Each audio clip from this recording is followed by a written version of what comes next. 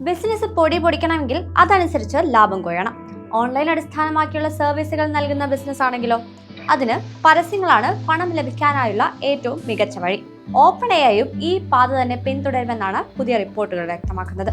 നിലവിൽ paid subscription നിലനിൽക്കുമ്പോഴാണ് പുതിയതായി പരസ്യങ്ങളും ഉൾപ്പെടുത്താനുള്ള തീരുമാനം. ഇതിനായി ഉയർന്ന പദവിയിലുള്ള എക്സിക്യൂട്ടീവുമാരെ ഓപ്പൺ എഐ നിയമിക്കുകയും ചെയ്തിട്ടുണ്ട്. ChatGPTയെ $1 ബില്യൺ വരുമാനമുള്ള പ്ലാറ്റ്ഫോമാക്കി മാറ്റാനുള്ള വലിയ ചുവടുവയ്പ്പാണ് ഓപ്പൺ എഐ നടത്തിയിരിക്കുന്നത്.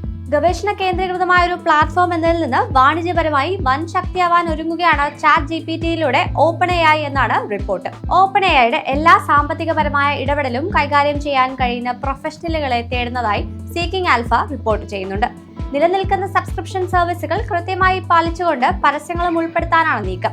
കഴിഞ്ഞ മാസം ഓപ്പൺ എഐയുടെ ഭാഗമായ മുൻ ഇൻസ്റ്റാകാർട്ട് സിഇഒ ഫിഡ്ജി സിമോയ്ക്കാണ് പുതിയ ടീമിനെ സജ്ജീകരിക്കാനുള്ള ചുമതല.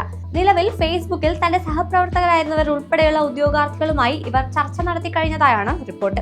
തെരഞ്ഞെടുക്കപ്പെടുന്ന പുതിയ എക്സിക്യൂട്ടീവുമാർ ഓപ്പൺ എഐ സിഇഒ ഓഫ് ആപ്ലിക്കേഷൻസായി ചുമതലയേറ്റ് ഫിഡ്ജി സിമോയ്ക്ക് കീഴിലാണ് പ്രവർത്തിക്കേണ്ടത്. ഇതിനിടയിൽ ഓപ്പൺ എഐ ജോബ്സ് പ്ലാറ്റ്ഫോമും പ്രവർത്തനക്ഷമമാവാൻ പോവുകയാണെന്നാണ് റിപ്പോർട്ട്. ബിസിനസ്സുകാർക്ക് അവർ തേടുന്ന രീതിയിലുള്ള ജീവനക്കാരെ ലഭ്യമാക്കുകയാണ് ലക്ഷ്യം. അതായത് എഐ നിയന്ത്രിക്കുന്ന ഹയറിംഗ് സർവീസ് ആണ് കമ്പനി രൂപകൽപ്പന ചെയ്യുന്നത്. ഈ സർവീസ് 2026 പകുതിയോടെ നിലവിൽ വരുമെന്നാണ് സിമോ പറയുന്നത്. ഇതോടെ ഓപ്പൺ എഐ വെല്ലുവിളി ഉയർത്തുന്നത് മൈക്രോസോഫ്റ്റ് ഫണ്ട് ചെയ്യുന്ന ഓപ്പൺ എഐയും പിന്തുണയ്ക്കുന്ന ലിങ്ക്ഡ്ഇൻ ആണ്.